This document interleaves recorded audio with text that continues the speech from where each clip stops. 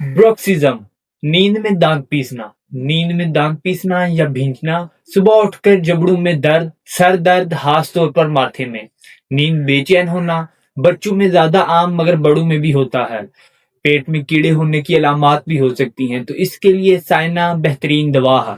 इसका तरीका इस्तेमाल, साइना 30 पोटेंसी में दिन में 2 बार 4 से 5 कतरे एक घूंट पानी में मिलाकर 5 से 7 दिन तक इस्तेमाल करें। बेहतरी होने की सूरत में दवा बंद कर दें, इंशाल्लाह बेहतरीन रिजल्ट्स आएंगे।